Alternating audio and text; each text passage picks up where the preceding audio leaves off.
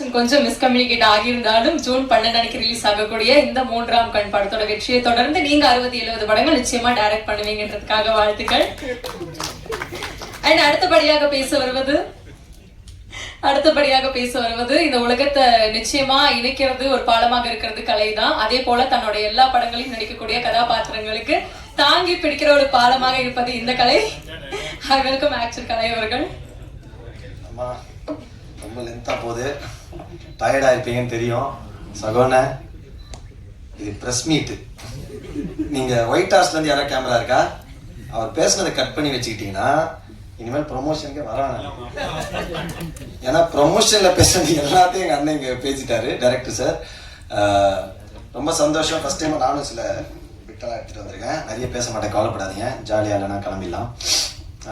First எனக்கு தெரிஞ்சு என்னை ஏமாத்தி இந்த படத்தை நடிக்க வச்சிருக்காங்க.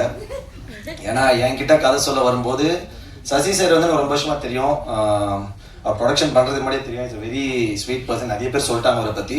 உண்மையாவே ஏன்னா சினிமாவில் நிறைய நண்பர்கள் வருவாங்க போவாங்க, ஒரு மாதிரி ஒரு ஃப்ளோட்டிங்காக தான் இருக்கும். ஏன்னா சக்ஸஸ் மட்டும் தான் இங்கே வந்து முடிவு பண்ணோம். பட் அதை மீறி சக்ஸஸ் இருக்கும்போது நிறைய பேர் இருப்பாங்க. ஒரு 2 படம் ஓடலைன்னா யாருமே இருக்க மாட்டாங்க. நம்ம அது ரொம்ப நேர்மையான அன்பு நினச்சி பழகிட்டு அதை ரொம்ப ஏமாந்து தான் போவோம். அது ரொம்ப யதார்த்தமான விஷயம் சினிமாவில். அப்படி இருக்க சினிமாவில் ரொம்ப சில நண்பர்கள் தான் நமக்கு, நம்ம என்ன பொசிஷன்ல இருந்தாலுமே எப்படி இருந்தாலுமே நம்ம கூட டிராவல் பண்றது வெரி ஃபியூ பீப்புள். அதுல ஒருத்தரா நான் வந்து சசி சாரை பாக்குறேன். எனக்கு thank you Sasi sir for being with me all the time. But இந்த கதை வந்து அவர் ஃபர்ஸ்டே பிட்ட போட்டாரு ஒரு ப்ரொடியூசரா. நான் வந்து ஒரு கதையை கேட்டு நான் அனுப்பிச்சு ஒரு ப்ரொடியூசர் எனக்கு படம் பண்ற நிலைமையில நான் இல்லை. தயாரிப்பாளர்களுக்கு ஒரு கதை ஓகே பண்ணி அவங்க என்ன ஓகேன்னு சொல்லி அனுப்பிச்சு. ஏன்னா இது சப்போஸ் படம் சரியா ஓடல இல்லைன்னா கலை நீங்க தான் செலக்ட் பண்ணீங்க நம்மளை மாட்டி விடலான்ற கேஸ். அப்படி இல்லாம உண்மையா சார் நீங்க தான் செலக்ட் பண்ணி இந்த கதையை எனக்கு அமிச்சா நான் கேட்டேன். அதே மாதிரி என்கிட்ட வரும்போது விதார்த்தனை இந்த கதையை செலக்ட் பண்ணிட்டாரு அப்படின்னு தான் சகோன்னு சொன்னாரு. உண்மையாக கதை ரொம்ப நல்லா இருந்து, கேட்டோன்னே பயங்கரமா பிடிச்சிருந்தது. அதே மாதிரி விதார்த்தனோட கதை செலெக்ஷன் பத்தி நமக்கு தெரியும். நான் ஆனால் கதையை கேட்டு முடிச்சோடனே அந்த ரோல் நான் நடிக்கிறேன் கேட்டேன். ஏன்னா இப்போ பிரதாப் சொன்னார்ல அதுதான். ஏன்னா இப்போ எனக்குமே அந்த பிரச்சனை பயங்கரமா இருக்கு. இந்த கதையை கேட்டோன்னே நீங்க மட்டும் தான் நடிக்க முடியும் அதுன்றலாம் சும்மா ஜோக்கு. யாருனாலும் நடிக்கலாம் கண்டிப்பா. இப்போ இன்னைக்கு இருக்க தருணத்துல எனி ஒன் கேன் ஆக்ட். ஆக்சுவலா இப்போ ராமரன் சொன்னாங்க உங்களை நடிக்க கூப்பிட்டாருன்னு, அது தப்பே இல்லை. Anyone can act. இப்போன்னு கிடையாது, எப்பவுமே அது இருந்தது. பட் இப்போ ரொம்ப சூப்பராகவும் அது கொஞ்சம் ஓப்பன் அப்பாகவும் ஆயிடுச்சு. இப்போ நல்ல கதை, நல்ல right time, right opportunity, right release இருந்ததுன்னா கரெக்டாக மக்கள்கிட்ட கொண்டு போய் சேர்க்கறதா எனி ஒன் கேன் ஆக்ட். அதை நம்ம நிறைய பேர்கிட்ட பார்த்துட்டே இருக்கோம். இப்போ everybody is acting, music director, பெரிய தயாரிப்பாளர் பசங்க, நடிகர் பசங்களாம். ஸோ அதனால அது சூப்பரான விஷயம்னா இப்போ நாங்களுமே நடிக்கலாம். அது ரொம்ப ஹெல்த்தியான விஷயம். ஆக்சுவலி இப்போ எங்களுக்கு இருக்க பிரச்சனை என்னன்னா, இப்போ நாங்கள் தவறு பண்ண முடியாது, தவறுகள் ரொம்ப குறைவான எங்களுக்கு அந்த ஸ்பேஸ் இல்லை. நாங்கள் தப்பு பண்ணால் திரும்ப we can start from the scratch. அது வந்து பெரிய ப்ராப்ளம். ஸோ அதனால கண்டிப்பாக ராமர் சார் நல்ல ஸ்கிரிப்ட் சொன்னாங்கன்னா கண்ண மூடி நடிங்க. Anybody can become hero in one night today. So அது நல்ல விஷயம் தான். Thank you so much. நிறைய பேசணும்னு நினச்சேன், பட் சகோன் நிறைய பேசிட்டாரு.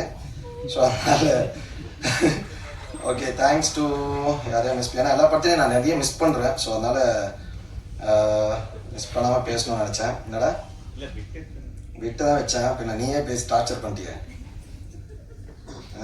ஓகே, இந்த காமெடியில் சொல்கிறாங்க இப்போ விட்டலாம். இந்த மாதிரி நிறைய பில்டப்லாம் கொடுத்தாங்க. படம் ஒன்றும் இல்லை, it's investigation drama. It's nice film, nice script. கண்டிப்பாக நல்ல படம். இந்த மாதிரி இந்த பிரின்ஸ் படத்தில் சொல்கிற மாதிரி இந்த மாதிரி நிறைய படம் வந்திருக்கு. ஆனால் இதான் முதல் தடவை அப்படின்ற மாதிரி. It's a very nice script. நிறைய நல்ல ஆக்டர்ஸ் இருக்காங்க. ஷூட்டிங் வாஸ் வெரி ரொம்ப ஜாலியாக இருந்தது. விதார்த்தனை கூட நடித்தது. அதுக்கப்புறம் சந்தோஷ். நான் அந்த பாயிண்ட் எது சொல்லணும்னா சந்தோஷ் பற்றியா சொல்லணும், அதான் வேற லைனில் போயிட்டேன். எனக்குமே அந்த இது இருக்குது. ஏன்னா இப்போ நானுமே ரொம்ப சீரியஸான ரோல்ஸு பயங்கரமாக நீங்கள் இந்த மாதிரி ரோல் நடிங்க, இந்த மாதிரி ரோல் நடிங்கன்னு சொல்லிட்டு. ஏன்னா ரியல் லைஃப்பில் வந்து நான் என்னை மீட் பண்ணுறேன் ஃபேமிலி மெம்பர்ஸ், ஃப்ரெண்ட்ஸ் எல்லாருமே கேட்குறது தான், நீ ஏன் வந்து ஜாலியாக இருக்கானா படங்களில் வந்து உனக்கு சீரியஸான ரோல்ஸே கொடுக்குறாங்க அப்படின்னு. தெரில, நம்ம ஆக்டிங்கிறது எந்த ஆக்டிங் வேணாலும் எக்ஸ்ப்ளோர் பண்ணலான்றது தெரியும். பட் டைரக்டர்ஸ் அதை ஃபஸ்ட்டு பிலீவ் பண்ணோம். பட் நடுவில் நான் ராஜாமதினு ஒரு படம் பண்ணேன் ஜாலியாக. பட் நினைச்ச அளவுக்கு பெருசாக போகல. ஸோ அதனால மேபி அந்த டைரக்டர்ஸ்க்கு வந்து அந்த சைடில் இப்போ பர்ஃபார்மன்ஸ் ரொம்ப த்ரில்லரு, கண்டென்ட் ஓரியன்ட் அப்படின்னோடனே ஒரு அவார்டு அப்படின்னோடனே டக்குன்னு அது நம்ம வந்து செத்துறோம் அப்படின்னோடனே நம்மளை வந்து அதை ஃபோக்கஸ் பண்ணி கேட்குறாங்க. பட் அதுமாரி லைட் ஆர்டான ஃபிலிம், ஜாலியான படங்கள் பண்ணணும்னு எனக்கும் ரொம்ப ஆசை இருக்குது. அந்த மாதிரி கதைகள் இப்போ சகோனை வந்து சந்தோஷ் மேலே வச்ச நம்பிக்கை மாதிரி ஏதாவது டைரக்டர்ஸ் என் மேலே வச்சேன். ஏன்னா ரஞ்சித் சார் வந்து நான் நட்சத்திரம் நகருக்கு இது பண்ணேன். அது பயங்கர ஒரு மாதிரி ஒரு பொலிட்டிக்கலாக ராங்கான ஒரு கேரக்டர். பட் ஆனால் போக டிரான்ஸ்மிஷன். பட் ஆனால் இட்ஸ் வெரி நைஸ் ஃப்ரீக்கியான ஒரு கேரக்டர். அந்த மாதிரி தான் அப்புறம் டைட்டானிக்னு ஒரு படம் பண்ண ஜாலியான ஒரு ஜோன்ல, பட் அன்ஃபார்ச்சுனேட்லி அது ரிலீஸ் ஆகல. மேபி அது ரிலீஸ் ஆனா டைரக்டர்ஸ் மைண்ட்ல ஒரு பெர்ஸ்பெக்டிவ் மாறி இருக்கும். இந்த படத்தையுமே முடிச்சோன்னே நான் கேட்டேன் அந்த ரோல் நான் பண்றேன். ஏன்னா எனக்கு வந்து தொடர்ந்து இந்த மாதிரி பண்றதுல வந்து ஓகே நம்மளை நம்பி பெர்ஃபார்மன்ஸ் கேட்குறாங்க. எனக்கு என்னன்னா இதை நினச்சி தான் நான் சினிமாக்கு வந்து ஆக்சுவலாக நல்ல ஆக்டர்னு பேர் வாங்கணும் தான், நான் ஸ்டார் ஆகணும்லாம் ஆசைப்படல. ஒரு நல்ல ஆக்டர்னு பேர் வாங்கணும், நம்ம வந்து ஃபேமை விட புகழை விட பணத்தை விட ஒரு ரெஸ்பெக்டை வந்து நம்ம ஏர்ன் பண்ணணும் ஒர்க்கை வச்சு அப்படின்னு எனக்கு ரொம்ப ஆசை இருக்குது. But I always believe money and respect வந்து நம்ம கேட்டு வரக்கூடாது, நம்ம அது வந்து நம்ம பண்ணுற வேலையை பார்த்து வரணும்னு அந்த மாதிரி தான் நினச்சேன். பட் இங்கே தமிழில் என்ன பிரச்சனைனா வந்து ஒரு படம் ஒரு ரோல் நடிச்சு ஹிட் ஆயிடுச்சுன்னா உடனே அதே மாதிரி எல்லா ரோலும் கூப்பிடுறது, இதனாலே இப்போ வந்து அது வந்து பண்ணி பண்ணி பண்ணி அதுக்கு ரொம்ப ஹர்ட்டிங்காக ஆகிடுச்சு. ஏன்னா நம்ம வந்து கம்ஃபர்ட்டு சேலரி எல்லாமே சாக்ரிஃபைஸ் பண்ணிட்டு போவோம். பட் அங்கே வந்து திரும்ப அதே மாதிரி கூப்பிட்டு கொஞ்சம் டிஸ்டர்ப் ஆகும். அதனால கொஞ்சம் ஜாலியான கேரக்டர் பண்ணலாம் தான் அண்ணன் கேட்டேன். அதில் தேங்க்யூ சாகோ சசி சார். ஏன்னா நிறைய படங்கள் நடிப்போம் போவோம் வருவோம், அது ஒரு ரிலேஷன்ஷிப். எந்த படமே கண்டிப்பாக 100% சொல்லலாம் எந்த படமே பிரச்சனை இல்லாமல் நடக்காது, பிரச்சனை இல்லாமல் முடியாது. இந்த ரொம்ப ஃபேக்கான ஒரு இடம் வந்து ப்ரெஸ் மீட்டு ஆடியோ லான்ச் இதெல்லாம் தான். கண்டிப்பாக எல்லா படத்துலையும் அதோட பிரச்சனைகள் இருக்கும், அது ரொம்ப இயல்பாக இருக்கும், எல்லாருக்குமே நடக்கும். அதே மாதிரி எல்லா படத்துலையும் இருந்த மாதிரி எங்களுக்கு இந்த படத்துலையுமே கொஞ்சம் முடிஞ்சிச்சு, சின்ன சின்ன டிலே எல்லாம் இருந்தது, அதெல்லாம் ஓகே. பட் கடைசி வரைக்கும் நம்ம வந்து நிறைய படங்கள் நமக்கு பணம் வராமல் போயிருக்கு, எல்லாம் போயிருக்கு. பட் அது மீறி நான் ரொம்ப முக்கியமாக சினிமா நினைக்கிறது வந்து ஃபர்ஸ்ட் மக்கள் அந்த படத்தை கொண்டு போய் சேர்த்த உடனே அதை ஹிட்டாக்குது, அதை கொண்டு போகிற ப்ரெஸ் அண்ட் மீடியா பீப்புள் நீங்கள். அதை எல்லாத்த விட அந்த படத்தை பண்ணுறது உதவியாக இருக்கிற முதல் ஆள் வந்து ப்ரொடியூசர். ஏன்னா தயாரிப்பாளருக்கு மட்டும்தான் ஒரு படம் ஆரம்பிக்கிற எண்டுலேருந்து முடிகிற வரைக்கும் எல்லாமே செலவு, மற்ற எல்லாருக்குமே வரவு தான். ஆனால் அந்த படம் ஓடிச்சுனா தான் அவருக்கு லாபம், அப்படி இல்லைன்னா இல்லை. ஸோ எனக்கு என் சொந்த அண்ணன் தம்பிங்க இல்லை ஃபேமிலி வந்து நமக்கு காசு தருவாங்களா ஹெல்ப் பண்ணுவாங்கன்னு தெரியாது. பட் ஒரு ப்ரொடியூசர்லேருந்து தெரியாமல் நமக்காக இவ்வளோ பணம் போட்டு படம் பண்ணும்போது அவங்களுக்கு கரெக்டாக அந்த பணம் ஃபுல் பயங்கர பெரிய லாபம் இல்லை கூட போட்ட பணம் வரணும்னு நான் நம்புவேன். ஸோ அதனால் நமக்கு முடிஞ்ச அளவு விட்டு கொடுத்து போகலான்னு சொல்லிட்டு எல்லாத்தையும் விட்டு கொடுத்து போவோம். அந்த மாதிரி இந்த படத்தை வந்து பண்ணி ஒரு விஷயம் கூட எங்களுக்கு குறை வைக்காமல் அவ்வளோ சூப்பராக பார்த்துக்கிட்டாரு சசி சார். Thank you sir. அதுக்கப்புறம் நைஸ் ஒர்க்கிங் வித் விதார்த் அண்ணன், Santhosh Prathap, Adith, Athulya, music director thank you, ராதிகாக்கா தேங்க்யூ ஸோ மச். நான் முகமுடியிலேருந்து அந்த ஃபஸ்ட்டு நாட்டில் அந்த வீட்டில் பாட்டு கொரியோகிராஃப் பண்ணாங்க. Art director sir thank you. Ramar அண்ணன் தேங்க்யூ ஸோ மச் சார், நடிச்சிருக்கேன் சீக்கிரமாக. சகோ அண்ணன். அவள் தான் நான் நிறைய பேசணும்னு நினச்சிட்டு இருந்தேன். பட் ஓகே, எண்ட் ஆஃப் டே ஒரு படம் நம்ம பண்ணியிருக்கோம், அதில் வந்து ஜெனுவனான எஃபர்ட் போட்டு எல்லாருமே நேர்மையாக பண்ணியிருக்கோம். கண்டிப்பாக எல்லாருக்கும் பிடிக்கணும்னு நினைக்கிறேன். கண்டிப்பாக எல்லாரும் பாருங்கள், சப்போர்ட் பண்ணுங்கள். கண்டிப்பாக இந்த படம் உங்களுக்கு டிசப்பாயின்ட் பண்ணாது, ஒரு சூப்பரான ஒரு படமாக இருக்கும்னு நினைக்கிறேன். எல்லா படமும் மாதிரியும் கண்டிப்பாக நம்ம எல்லா படத்தையும் போய் தியேட்டரில் பாருங்கள், இதையும் பாருங்கள், சப்போர்ட் பண்ணுங்கள். Thank you so much.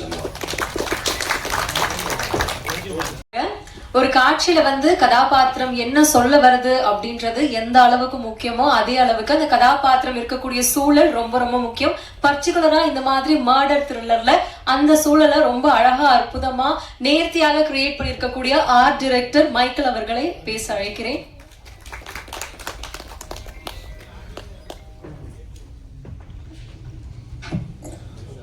வந்திருக்கும் ப்ரெஸ் அண்ட் மீடியா எல்லாருக்கும் வணக்கம். ஸோ கருமைகள் கலைஞன படத்தை தங்கல் பஜன் சாரோட மூவியில் வந்து ஆர்ட் டைரக்டர் ஒர்க் பண்ணும்போது தான் கணேஷ் ப்ரோ வந்து பழக்கம். அதில் வந்து கோ டைரக்டர் ஒர்க் பண்ணியிருந்தாங்க. ஸோ அந்த டைம் இந்த ஸ்டோரி சொல்லியிருந்தாங்க. நான் போய் கேட்டேன், ப்ரோ எப்படி இந்த மாதிரிலாம் யோசிக்க தோணுது, அந்த மாதிரியான ஒரு கிரிப்பான ஒரு ஸ்டோரி. ஸோ அது வந்து அவங்க அந்த ஸ்டோரி எப்படி நரேட் பண்ணாங்களோ அதே மாதிரியே வந்து மூவியாகவும் நான் ரஃப் கட்டு பார்த்துருந்தேன், ரொம்ப நல்லா வந்திருந்து. ஸோ அது அவருக்கு நான் வாழ்த்துக்களை தெரிவிச்சுக்கிறேன். ஸோ இந்த மூவி வந்து ஸோ அது மாதிரி அந்த ஆர்டிஸ்ட் எல்லாமே வந்து ஒரு புதுமுக டைரக்டர் அப்படிங்கிறது அந்த மாதிரிலாம் இல்லாமல் அவங்களோட ஃபுல் சப்போர்ட்டையும் அவங்களுக்கு வந்து கொடுத்துருந்தாங்க. ஸோ அதுக்கும் தேங்க்ஸ் சொல்லிக்கிறேன். அண்டு ப்ரொடியூசர் எல்லாருக்கும் நன்றியை தெரிவிச்சுக்கிறேன். இந்த படம் என்னோட கப்பிள் ஃப்ரெண்ட்லி, இதுக்கு முன்னாடி என்னோட ஒரு படம் வந்து அது நல்லா ஹிட் ஆகிடுச்சு. அந்த மாதிரி இந்த படம் வந்து ஹிட் ஆகும்னு நினைக்கிறேன்.